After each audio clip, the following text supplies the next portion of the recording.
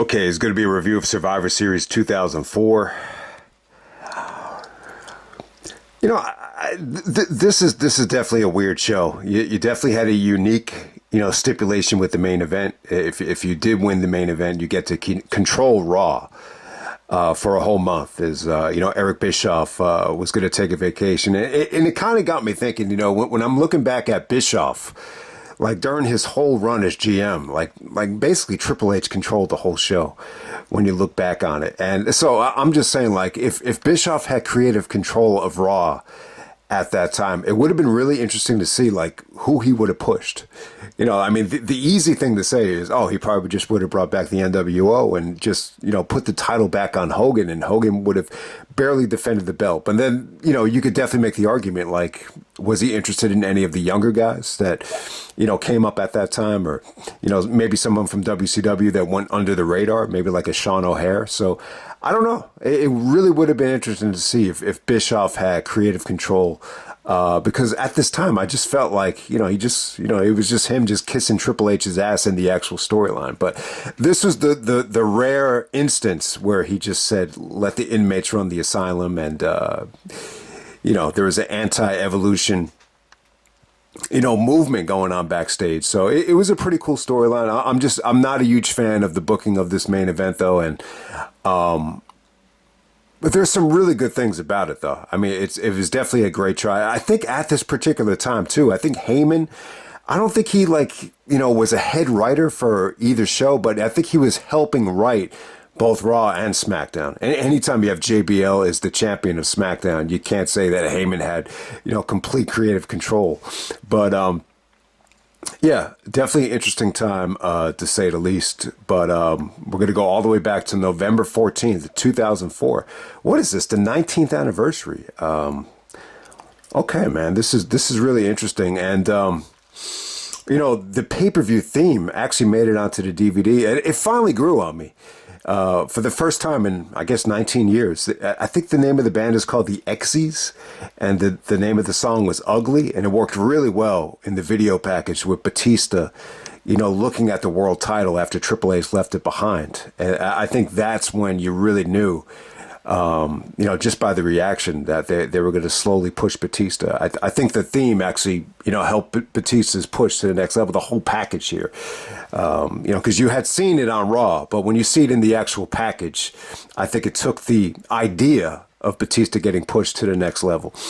All right, yeah, so November 14th, 2004, from Cleveland, Ohio, the Gund Arena. Once again, we just did No Mercy 99 from the Gund Arena. LeBron is still coming off of his rookie year here.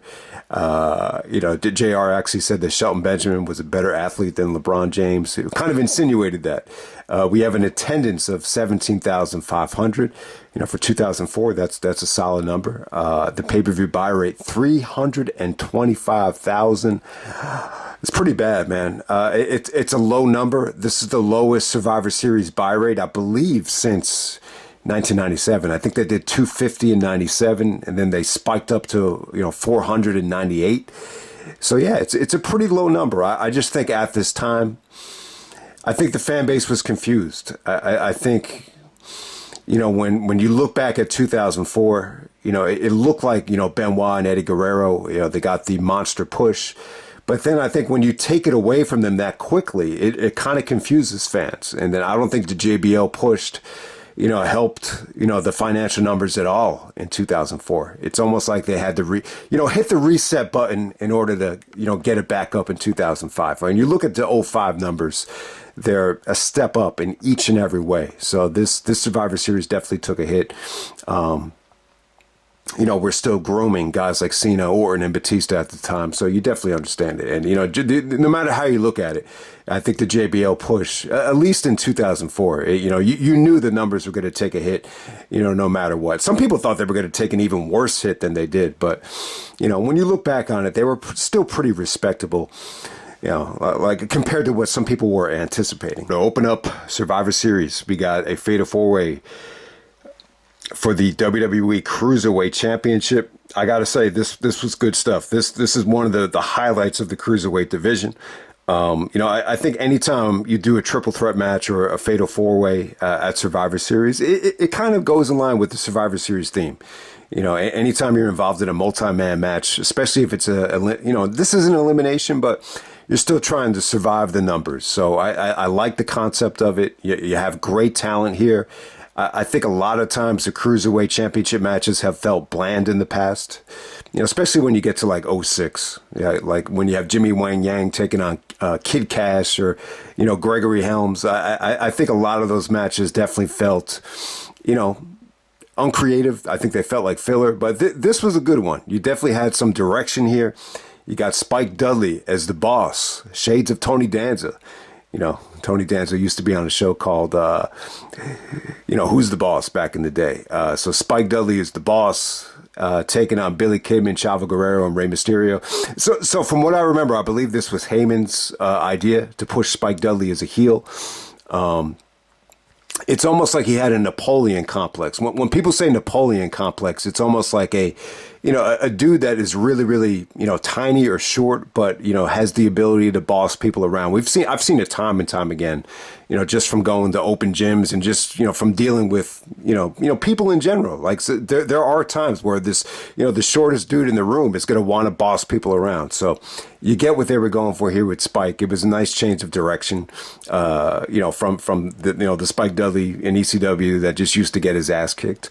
And he's taking on Billy Kidman, Chavo, and Mysterio here. So I thought this was good. I wish I had gotten more time. I thought everybody looked exceptional. Kidman is actually a heel here. He started injuring guys with the shooting star press. I think he injured Chavo. I think he also injured, Paul London. And, that's how he turned heel. He would just do the shooting star press to start hurting guys. So you had that going on. Chavo is actually a babyface here, which is funny because he was a heel at the beginning of the year, bitching Eddie Guerrero around. So, and Mysterio was just kind of here. Mysterio, anytime you wanted to, spice up a cruiserweight match, you put Mysterio in it because of the history he had with WCW and, just how good he is. So it definitely worked. You definitely saw exciting action here. You saw a triple, vertical superplex featuring three guys at the time. That might have been, one of the first times they've ever done it.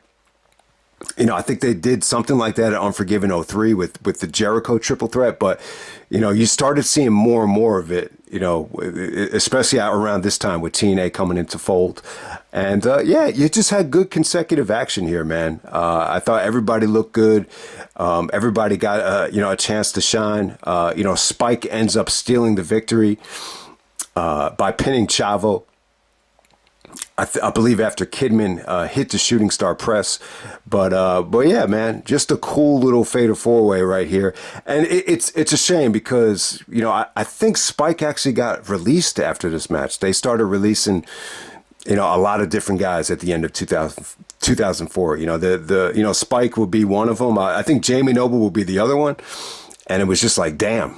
But obviously Jamie, it was a blessing in disguise for him as he, had the best run of his career in Ring of Honor, where he became the ROH MVP in 2005. But, it's sad though, because, this is a situation where, guys didn't necessarily deserve to get fired, but because, the company is taking a hit, financially at this time, you had to do something to, save money. And, I remember Spike was really upset about it. I believe he said something like, I've done everything that was asked of me. I just worked harder than anybody. And still, I guess that wasn't good enough, and sometimes that happens. You saw it in, Rocky 2 would be an example. You remember when he got fired? He didn't do anything wrong. It's just, the company, the meat company was just making setbacks. So time and time again, you'll see this happen.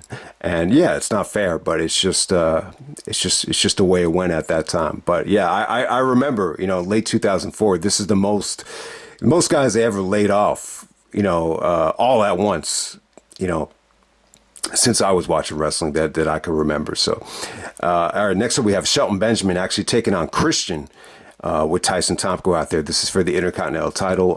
This almost stole the show. I thought this was really good. This is, an essential piece to the Shelton Benjamin puzzle. So if you want to go back and make a mixtape of, this Shelton Benjamin run, you start at Taboo Tuesday where he surprisingly upset Jericho, which was really well done because, you legitimately knew, like, Shelton won because of the fans there. Like according to Jericho, like that match wasn't even planned. It was just kind of called in the ring, a spur of the moment type of thing. That's what I remember about it. And Shelton actually won the IC title from Jericho.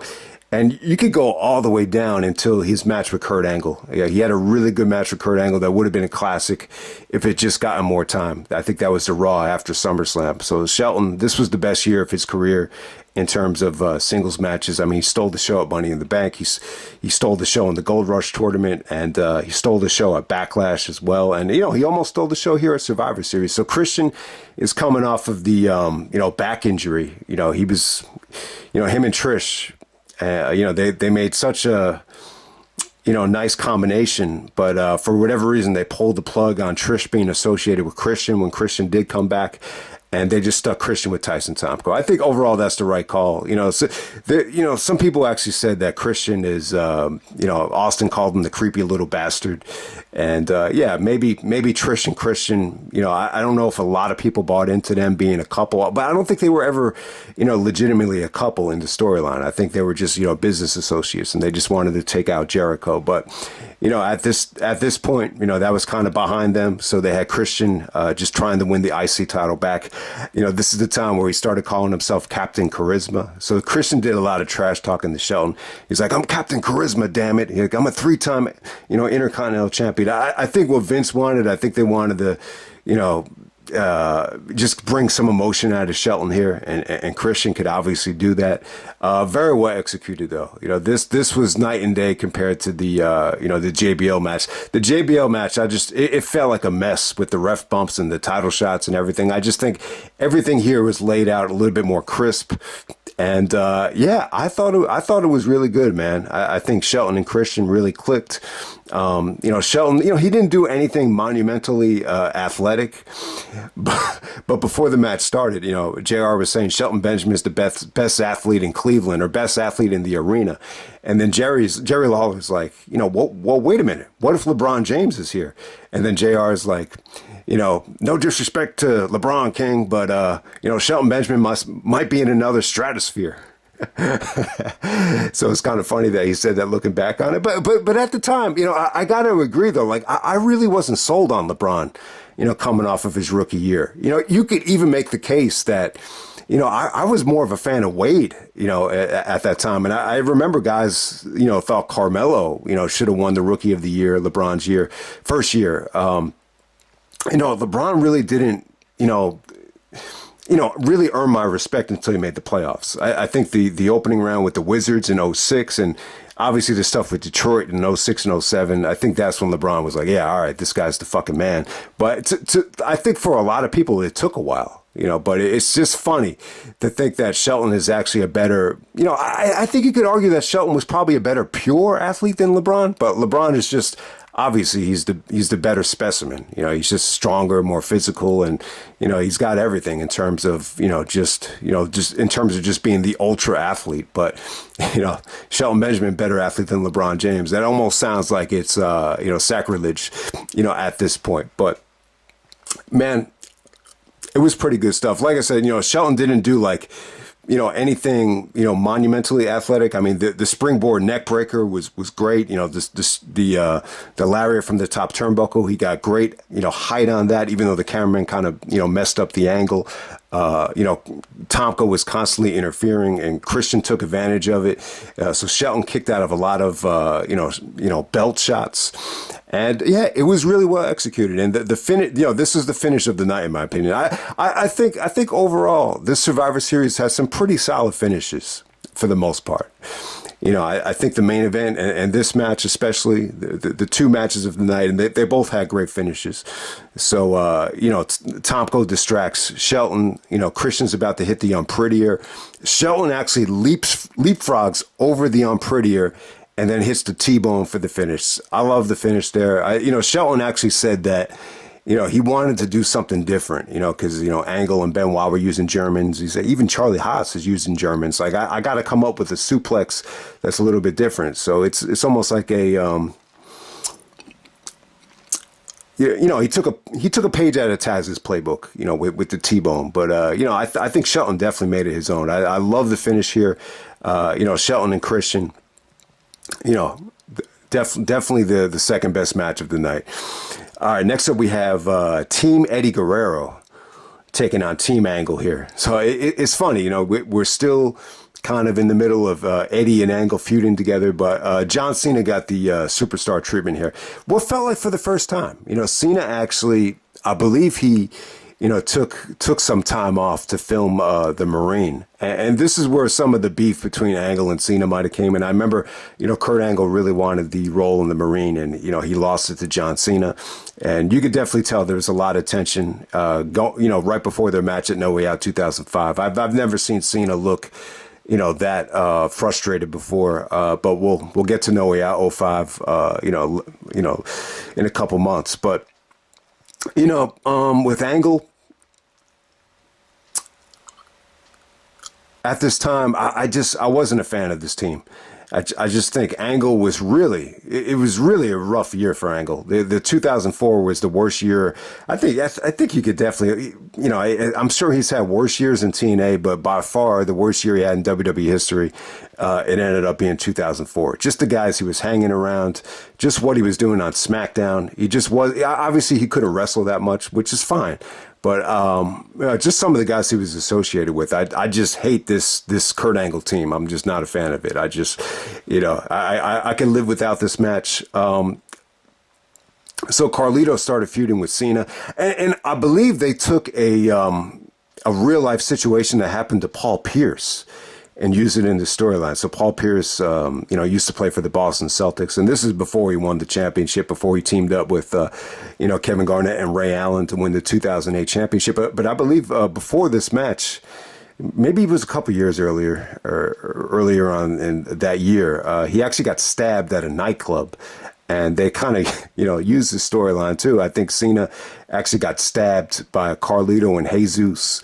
And when Cena got done filming the Marine, he came back for this match, comes out in a Cleveland Browns jersey, and he chases Carlito and Jesus back to the parking lot, and they escape. Cena's like banging on, one of the windows, tries to break one of the windows. So they escape, then Cena actually comes back. It definitely felt like, just by Cena coming out last, just building up this whole, chase down in the parking lot, it definitely felt like, they were going to go full board with the John Cena push at this point. And you kind of knew it too. Even like before Angle as the GM, gave Bradshaw the first title shot, when they did the teasing of, and the number one contender is going to be John Bradshaw Layfield. Like, you knew they were going to go back to Bradshaw and Cena eventually. But hey, Eddie Guerrero is still the team captain here. So you got Eddie, Big Show, Cena, and Rob Van Dam taking on Kurt Angle, Carlito, Luther Reigns, Mark Jindrak, and Jesus. So the opposite of Samuel L. Jackson in Die Hard with a Vengeance, where it was, hey, Zeus, this is Jesus. That scene is so funny, where he's like, why do you keep calling me Jesus? Do I look Puerto Rican to you? He said, hey, Zeus. So this is actually, hey, Zeus. You actually spell it like Jesus, except the U actually has an accent. Okay, so, all right, so this was a total beatdown. I mean, Big Show is actually a babyface here, believe it or not. You're just not used to seeing it. So he had just come back and he feuded with Angle. I remember, I think Big Show actually choked Kurt Angle off the stage while he was GM. So they were feuding at this time. Big Show had his ankle all taped up. Cena's, rarely even in the match. Angle actually works with RVD pretty well here. So you got, Kurt and RVD, rekindling their rivalry from the Invasion. Kurt actually schoolboys Van Dam, gets his feet on the rope, and Eddie does the exact same thing to Mark Jindrak.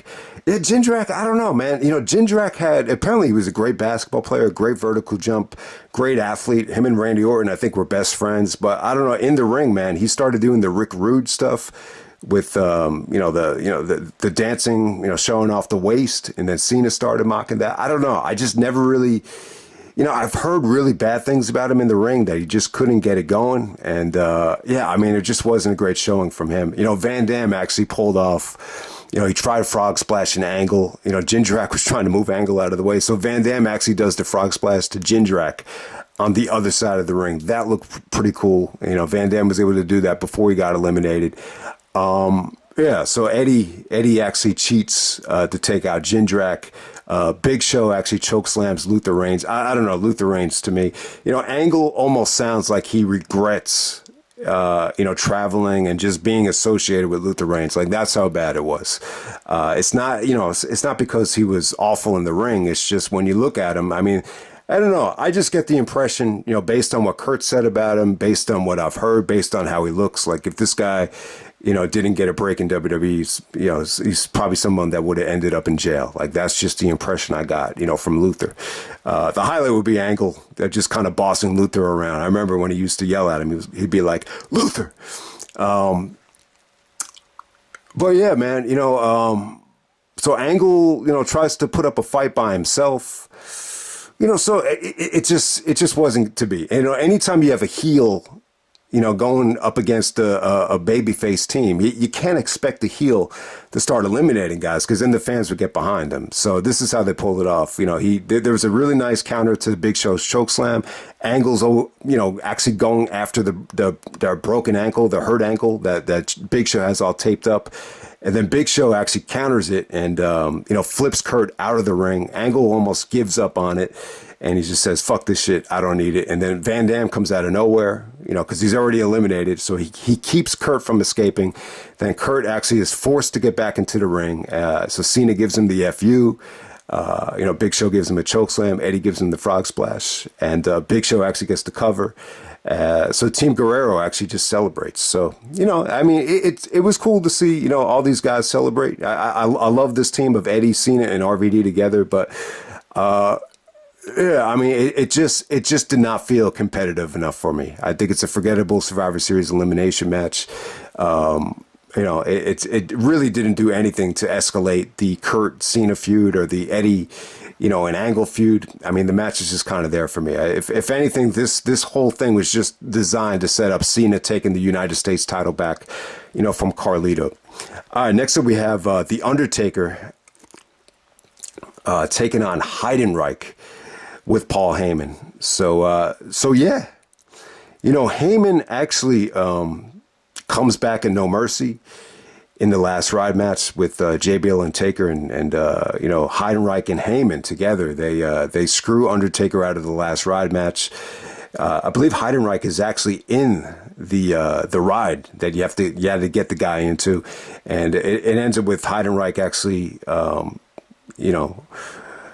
taking an SUV or pickup truck and just hitting Undertaker while he's actually in the ride. I can't remember what you call the hearse, I guess you would call it, at that particular time. So Heidenreich screws Undertaker out of the title at No Mercy.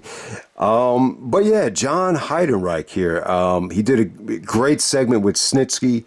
That was, that might have been the most memorable thing of the night. You finally got Heidenreich and Snitsky together on this show. And I just remember at the pay-per-view party, people just started laughing.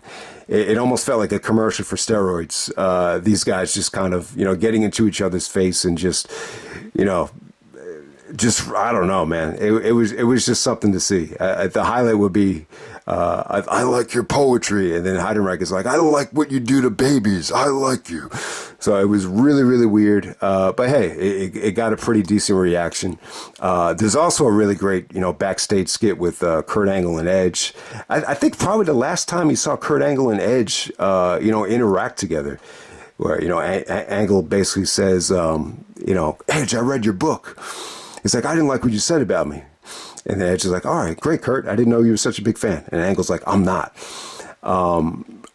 So it was really funny because, Edge actually writes his book before he actually wins the championship. And Angle's like, you know what I thought was funny? The chapter about you winning the WWE title. It's like, oh, wait a minute. You never won the WWE title.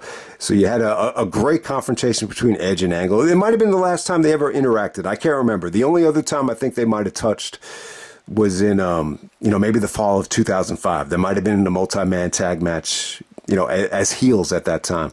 And then you have the Kurt Angle and Eugene segment, which is genius. It was great.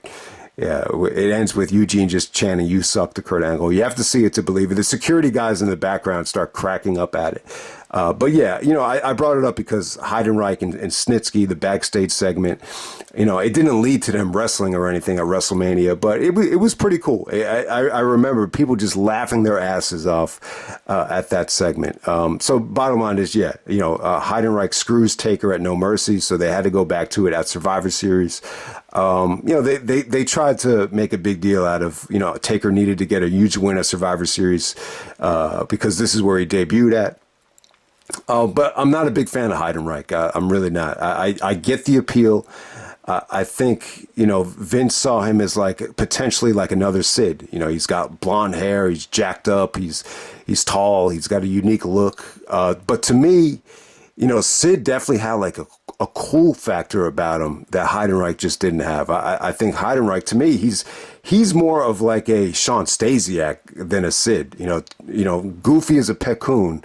Is the phrase that I would use. I would agree with JR. JR didn't say that here. He's not doing commentary here. This is Taz and Michael Cole. It's a SmackDown match.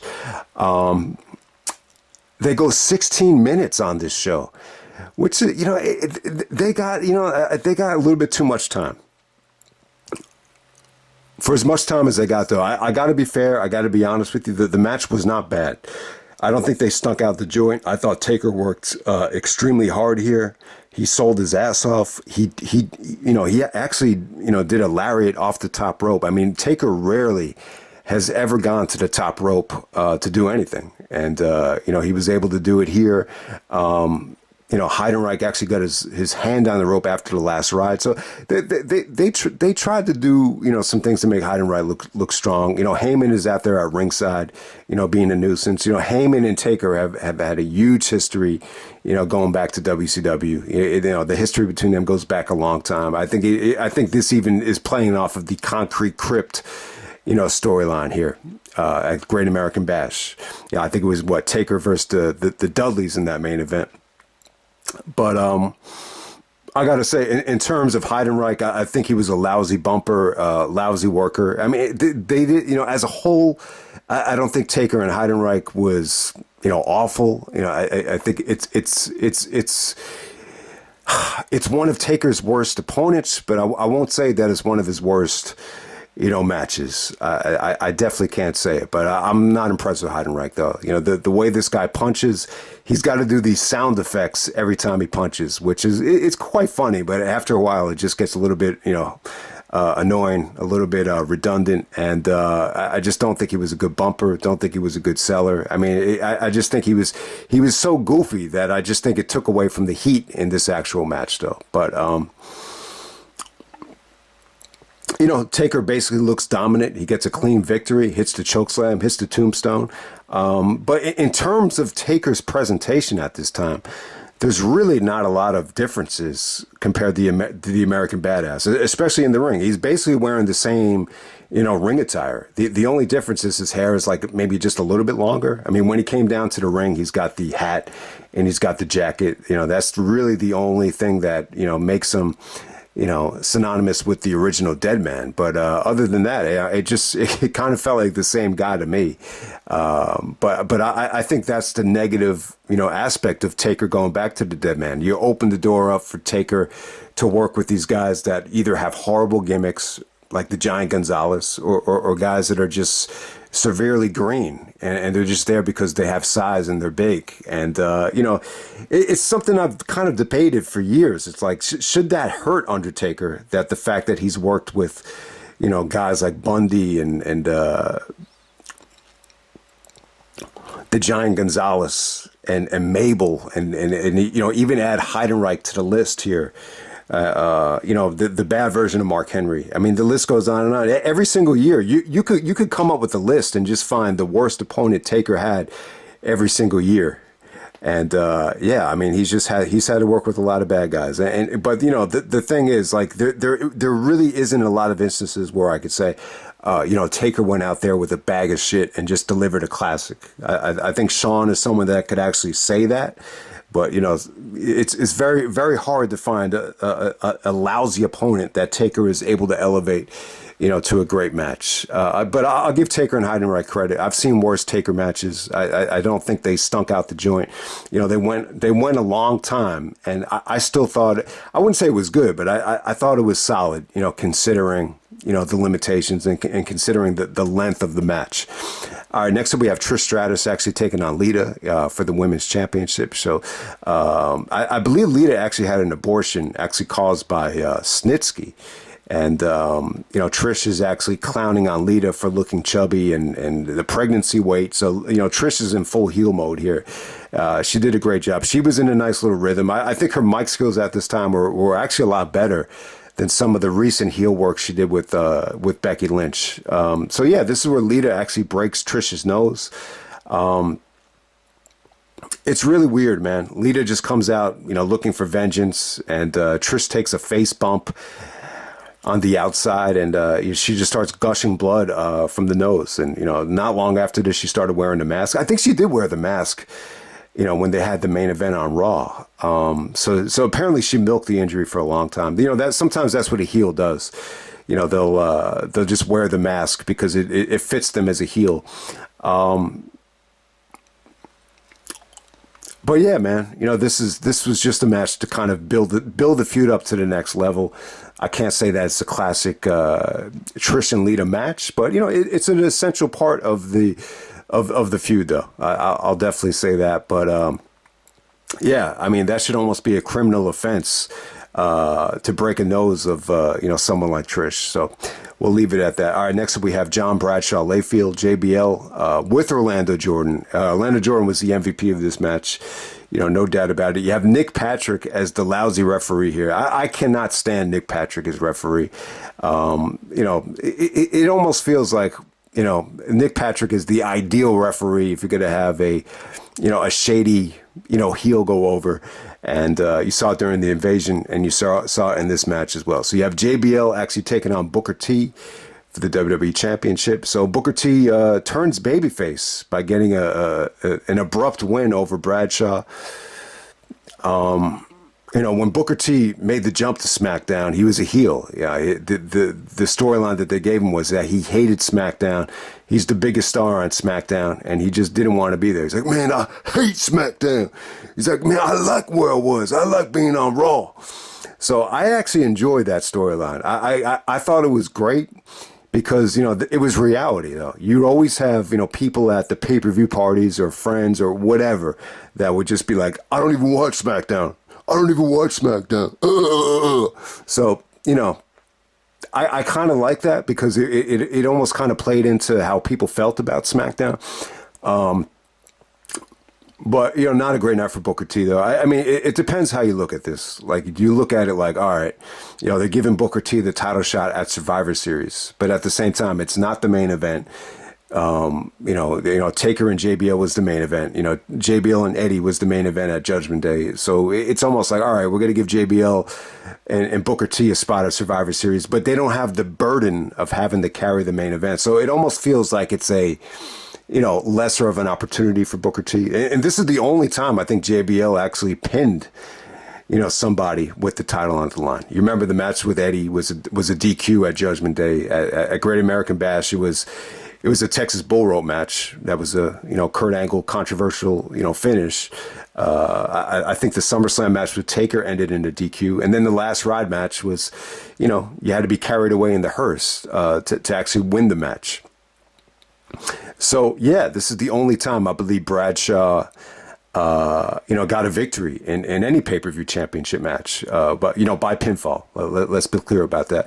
The reaction for Booker T was mild. I think there was a lot of people that thought Booker was going to win. It was actually reported that, Bradshaw wasn't supposed to hold the belt for that long.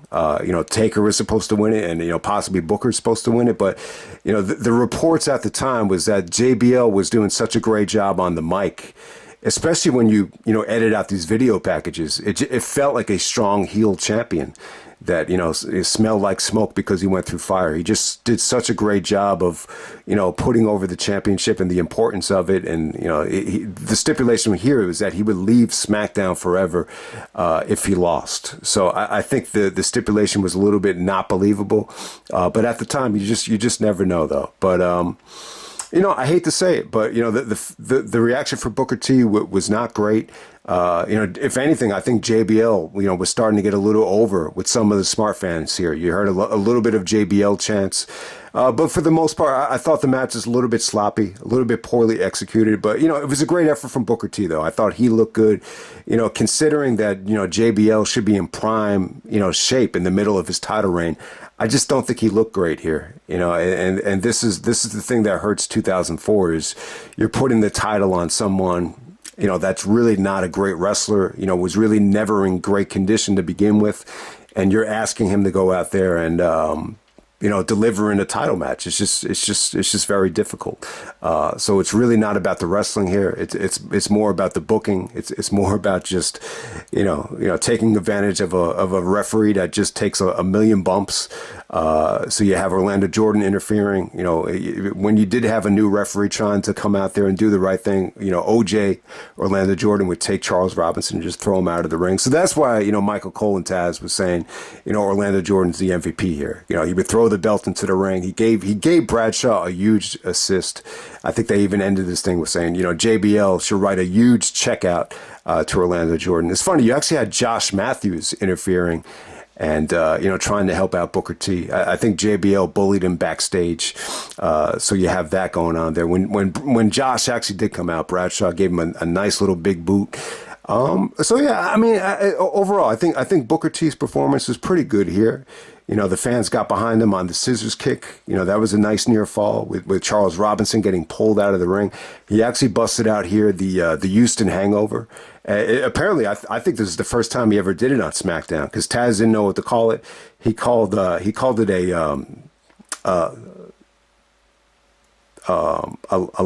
what did he call it? He called it like a modified version of a helo or a front flipper. He didn't call it the Houston Hangover, though, so I guess he had never seen Booker do it before.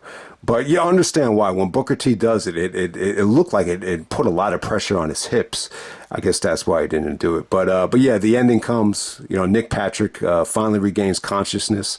After Bradshaw actually clocks Booker T with the championship. And, before the finish, the fans just felt a little bit deflated. So, yeah, I don't think anyone bought into Booker T winning here. It would have been great for him, but this just goes to show you, man, like if you're synonymous with WCW, and I think Booker T still was. I think there was a segment where Bradshaw was saying that if he was in WCW, Booker T would have never won the belt, 5 times. So you're still dealing with that. It almost feels like at this time still, like Booker T was, a WCW, outsider. And, if he was ever going to get pushed, Vince had to rebrand him. And, that's exactly what happened.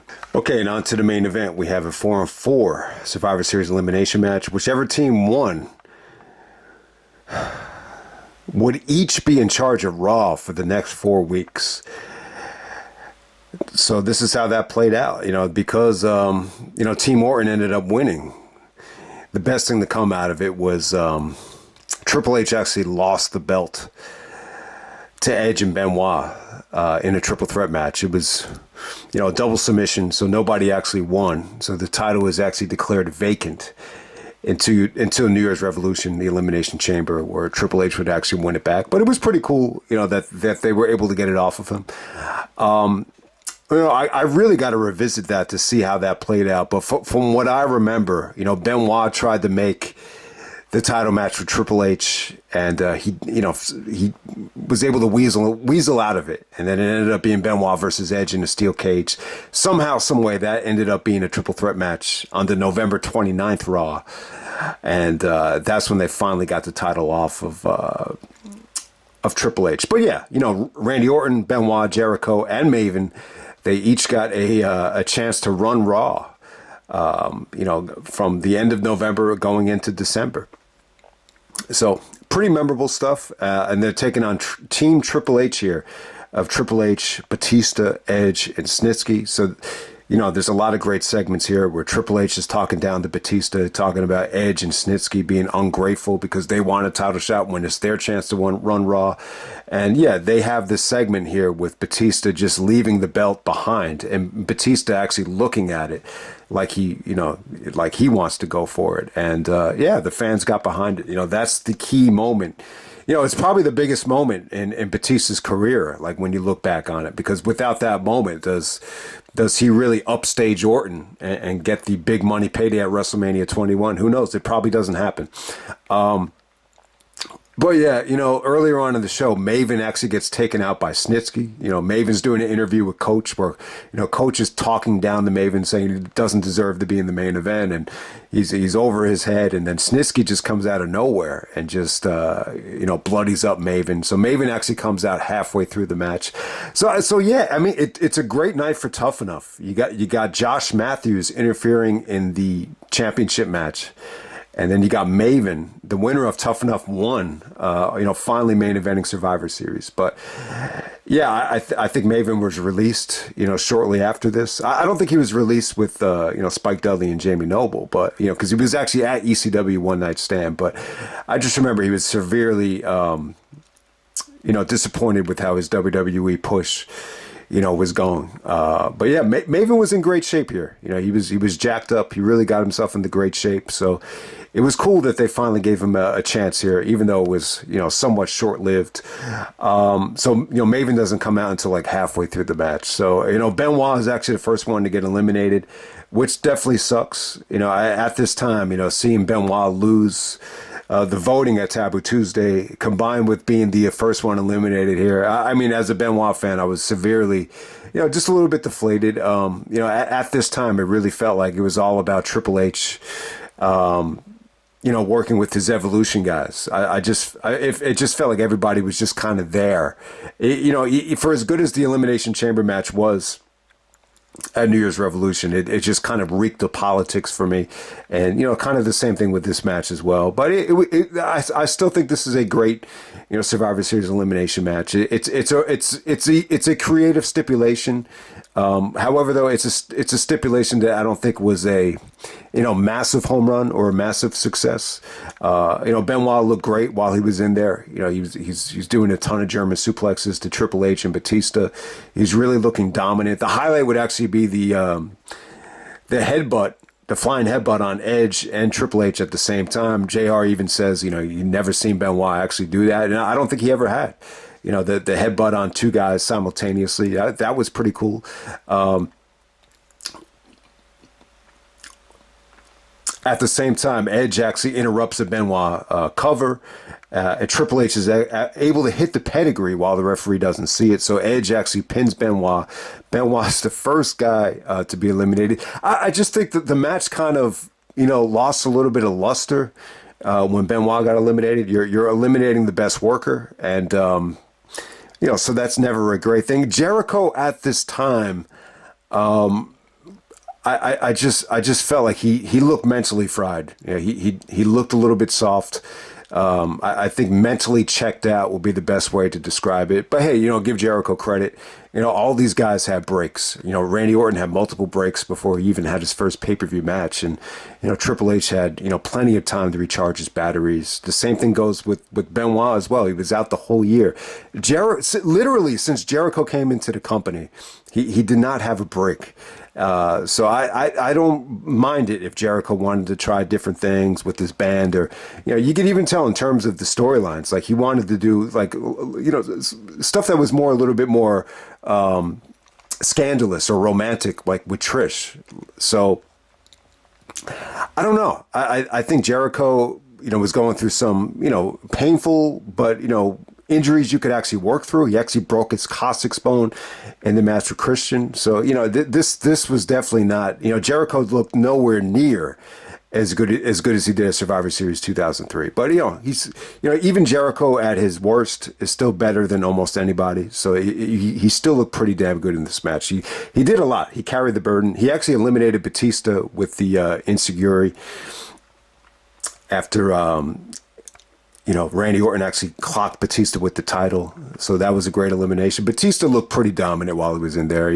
I can't say the fans started overwhelmingly cheering Batista here, but Batista looked great though. Yeah, like Batista definitely, improved, his conditioning over that year. He looked very muscular, but at the same time very lean, and just was starting to move really well at the time. So great experience for Batista. A nice little testing the waters was Survivor Series 2004, I think, for Batista. So Maven actually comes out halfway through the match, and him and Snitsky go at it. He actually he does like a forearm lariat to Snitsky. Snitsky actually has a huge gash right by his eyebrow, very similar to what I went through, when the pandemic ended, at the park. I had this huge gash on my eyebrow, and that's the side effect of not having any more paper towels in the bathroom. It was graduation night. You had a whole parking lot full of cars, so I had to get to my car and pass all these mothers with kids, and they see me just bleed. Almost, Snitsky was busted open pretty bad here, so I wasn't as bad, but it was close. So, that was really, really awkward.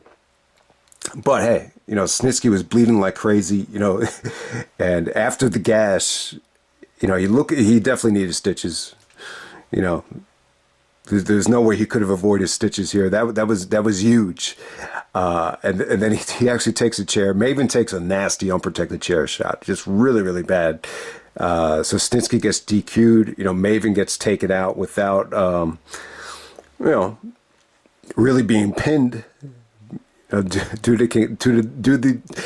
the concussion from the chair shot. So you have that there. So it comes down to how does Jericho get eliminated? Edge actually spears Jericho after Jericho actually backdrops Triple H out of the pedigree. Edge tried to set up the spear by using the ropes to ricochet, but it just wasn't going to work, so he just hit the spear. It was pretty good improvising from Edge. So it comes down to Edge and Triple H taking on Orton, and it's pretty basic stuff. Randy actually hits the RKO out of nowhere on Edge. Edge did some pretty good mocking of Randy Orton's posing here, so it definitely felt a little bit more natural to have Edge playing the heel and Randy Orton being the babyface. But I think at this time, Orton and Edge, probably should have both been heels, at this time. I think more than anything, the rushed Edge comeback babyface push is what probably, accelerated the Randy Orton babyface turn more than anything. But at the time, I think Orton and Edge both should have probably been heels, to be honest with you. But yeah, Orton actually pins Edge with the RKO. And then, referee's trying to get Edge out of the ring. Triple H hits the low blow on Orton. Looks like he's going to hit the pedigree. Surprisingly, Orton counters the pedigree into the RKO for the finish. It came off pretty good. The fans were into Orton. The fans went home happy. Orton did like a lot of posing. And this might have been, I can't, tell you exactly why Orton was overly posing here, but it just reeked to me like this was a Vince call. Like Vince probably told him, just keep posing, like overly pose. And, sometimes listening to Vince could be the wrong call. And when you see how this backfired on Orton, especially going into the Rumble where everybody turned on him, I just think at the time, all of a sudden Randy Orton being the captain over guys like Benoit and Jericho, I just think it kind of rubbed people the wrong way, and it felt a little bit forced. It felt a little bit too predictable. It almost felt like, if this is going to be the main event of WrestleMania, I guess WrestleMania's kind of going to suck, because they pretty much just gave away the ending at Survivor Series. I'll give them credit though; they didn't really have Orton and Triple H touch. They didn't really do much besides the RKO finish. So you still wanted to see how that was going to play out, but. Well, yeah, pretty good match right here. This is a cool concept. Let the inmates run the asylum. Bischoff wanted to take the first vacation he had in years. I like what Bischoff did here. I think this is some of the best work Bischoff had done as GM. I think he was, storyline wise and in real life as well. I think he was fed up of Triple H just hogging the spotlight. And I think he just wanted something different. You know, he even didn't want to replace Maven because he knew that it was going to backfire, and that he was going to be in Stamford, Connecticut, you know, and was going to have to sit on these meetings, and his vacation was going to get postponed. So that's why he didn't do it. So I thought that was pretty funny. I thought that was great stuff from Bischoff. But yeah, I think Raw was really interesting the next couple of weeks. You know, you know, looking back on it, it was just another excuse to, you know, call Triple H the 10-time world champion. But I always thought it was pretty cool how, you know, Batista was able to, you know, develop that cool factor and rise above the predictable, you know, Randy Orton babyface turn. I just don't think Randy Orton works as a babyface. I really don't. I think, you know, now, you know, nowadays he's so well respected, and he's such a, you know, he's a legend. I mean, the Legend Killer has become a legend.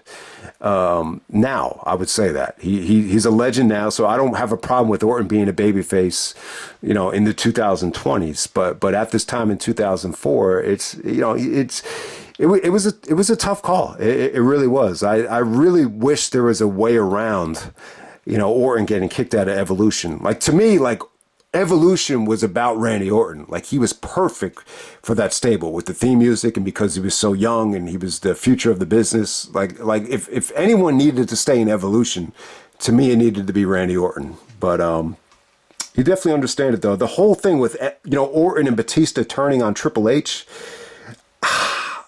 you know, that was really rumored going into WrestleMania 20, 21 or whatever.